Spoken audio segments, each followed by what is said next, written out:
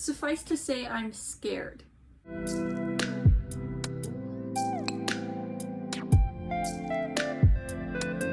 Hi guys, welcome back to my channel, and if you're new here, my name is Emma. Today is the first day of the Tarot Readathon. If you haven't seen my TBR video for it, go ahead and check that out if you want to. I'll have it up there and down below in the description. First, let's start with Olive, because I've already read a little bit of it. For the team that I'm on Wands, I'm allowed to read like up to 50% of a book before the readathon starts, and I got to page 29. Yesterday, I wanted to listen to something while I don't even remember what I was doing, but I wanted to listen to something, and I have the audiobook for this, so I just started listening to it, and so far I'm actually really enjoying it. We're going through two separate timelines, 2009 and 2019, and the main character is Olive. Basically, she's the only one in her group that isn't like married or pregnant or with children or something along those lines, and so she feels a little bit like left out. What I am going to read right now, because this book will probably take me like maybe 2 hours to read, this is Pleasure by Gaitskill. It's like insanely short, and the font is relatively large, and it's also like tiny too, so it's about the size of my head. I have a really small head, so I think I'm going to sit down and read this right now. However, I did have a fun idea. I was thinking, in spirit of the Tarot Readathon, I would draw a tarot card every day, and I just got a new deck. It's the Cosmic Slumber Tarot by Tilly Walden. I love Tilly Walden, first off. I love her art in her comics, and so when I saw she made a tarot deck, I was like, dude, that's cool. I want it. The cards are super cool. So, we have the High Priestess. It looks so cool. High Priestess possesses intuition, mystery, and sensuality combined with common sense. When the High Priestess appears in a tarot reading, she indicates that now is the time to trust your instincts and go with your gut feeling. Pay attention to your dreams and the signs and symbols the universe is sending you when this major arcana trump card appears in your tarot reading. Oh, I think those are also pomegranates at the top, which is super cool.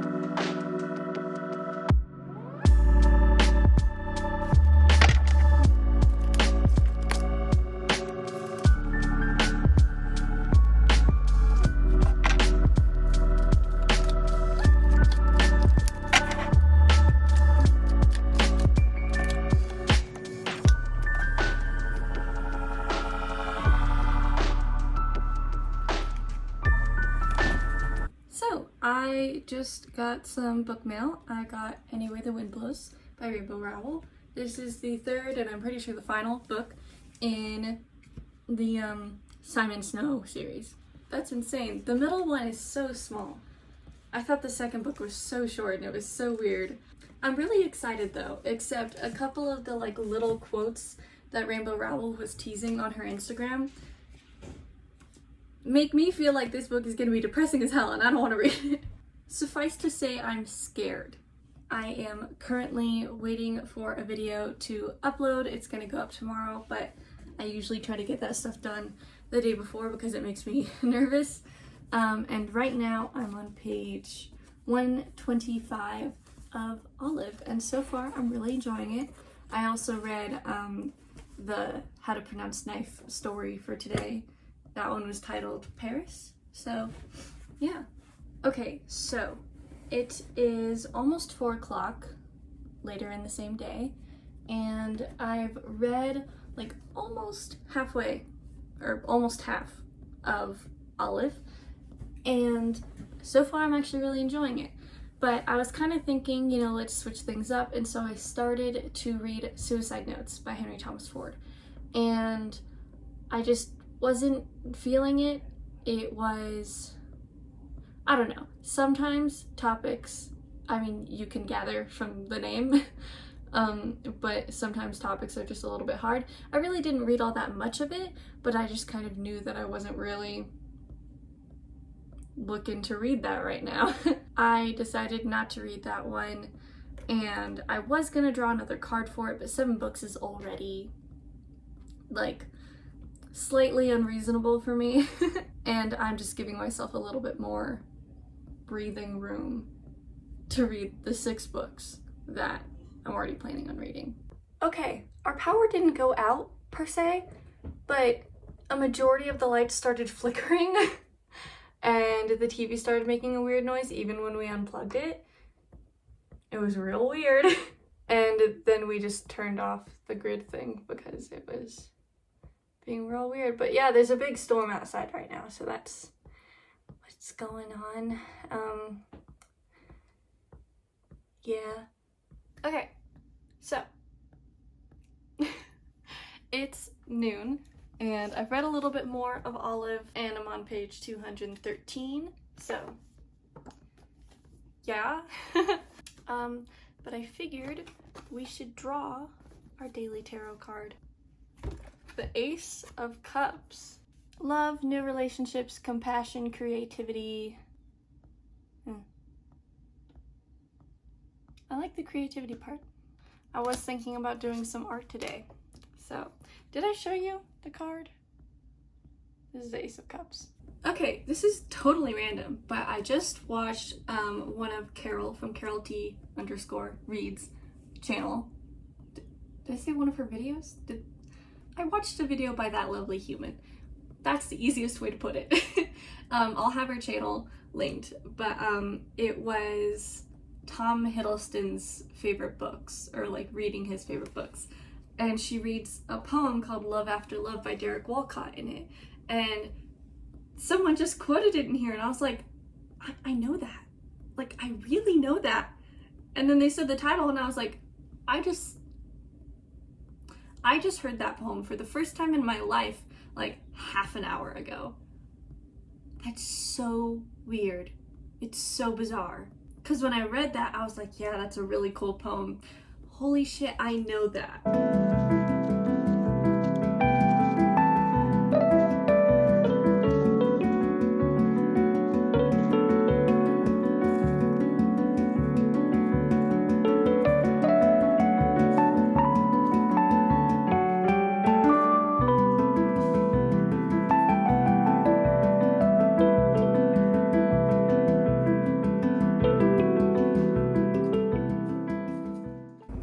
Okay, so I'm an idiot. Again, proven. So I drove down today to Phoenix because I'm going to pick up my grandma and I was going to spend time with her. And so I already ended the vlog because I was like, I'm not going to vlog while I'm with my grandma. I'm here a day early because I can't read so I've decided to spend a little bit of time in Phoenix before I drive again. I'm so tired. I started listening to Gone Girl on the way back. I'm not sure how far I got into it. I don't think I got very far. It's a long book. I went to Barnes & Noble because I was stressed and annoyed with myself. And I was like, you know what? Let's go there. What do they say? I wasn't planning on buying books, and I did. First off, Conjure Women by, I couldn't see what letter that was, Afia Adakora. This one is about like a mother, a daughter, and a third random person. Conjure Women is a sweeping story that brings the world of the South before and after the Civil War vividly to life. Spanning generations, it explores the lives of 3 unforgettable women. The secrets and bonds among these women come to a head at the birth of an accursed child who sets the townspeople alight with fear, spreading superstition that threatens their newly won tenuous freedom. Next up, I got Conversations with Friends by Sally Rooney. I've read Normal People and I believe she has another book out now, and I don't remember the name of it. But I haven't read Conversations with Friends, and the wait for it on Libby is like absolute insanity. I don't know what it's about, but I think one of the characters' names is Francis and Nick. Bobby. Next, I got Daughters of Sparta by Claire Haywood. This is about Helen and Clytemnestra. I don't really know how to say her name, but they're two sisters. I'm a huge Greek mythology fan, and so this definitely caught my eye, and I am excited to read it. It looks like it's a bit on the longer side. 368. So not too long, but not a super quick read. Lastly is The Beautiful Ones. This one gave me like sort of supernatural Bridgerton vibes, and she wrote Mexican Gothic, which I haven't read it yet, but a lot of people liked it. But Mexican Gothic is on Libby, and the wait isn't too insane, So this kind of follows the same concept as Bridgerton of like the season has just begun and courting and all that stuff. But she has telekinesis, and it's kind of outcast her a little bit, but then a new guy comes into town who also has telekinesis, and so they bond over that, but he's keeping some secrets, that kind of stuff. So it just sounds pretty interesting. The cover is also really cool. Her hair's so, like, floppy, but, like, in a pretty way. It's, you know? Hi, so I realized that I didn't talk about anything that I read. I said that I read it. Sometimes I said when I finished it, but I didn't give any thoughts on it, so I'm gonna do that now. I wrote down notes because I don't have a brain. Hold on. What was it? The Tin Man? No, he didn't have a heart. Cowardly Lion. Did he not have balls? What? Who didn't have a brain? The lion? No, Scarecrow. Did the Tin Man just need oil or something? I don't know. I can't confirm that I've ever sentiently watched Wizard of Oz. I don't know. First off is This Is Pleasure by Mary Gaitskill. I finished this very quickly. I wrote down notes because I don't have a brain. Hold on. It was super quick, and part of me was almost thinking, is that it? Like, it was over so quickly and kind of abruptly, because it leaves you kind of like not knowing entirely what happens in the rest of the story because it's so short, but it still feels a little bit like, where's my ending? So you follow the perspectives of two friends, and one of them has charges. Are they charges if they haven't gone through the court case yet?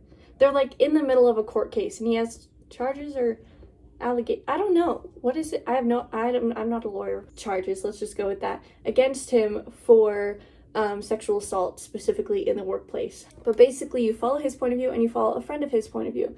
And she is basically sticking up for him. She's like, no, he didn't mean it like that. Or no, he was just joking around. He didn't mean to like force you to do anything. It's kind of just, it's basically both of them coping with his actions and her actions as well in this relationship. They have a strong friendship, and there's just a lot of stuff where she doesn't entirely know what to believe, but she doesn't want to believe that he's bad. And he twists everything that the women say against him into like, no, she was asking for it kind of stuff. It's not meant to be a sympathy plug, I guess. You're not meant to feel sympathy for the main characters. It's just meant to show this other side and like how they cope and how they think in certain ways. And then also being so close to the case, like his wife and his daughter, like how it affects them. It's just kind of interesting. I think I'm giving it like 3.5 stars. I thought it was interesting, and it had an interesting message of showing what the other side is like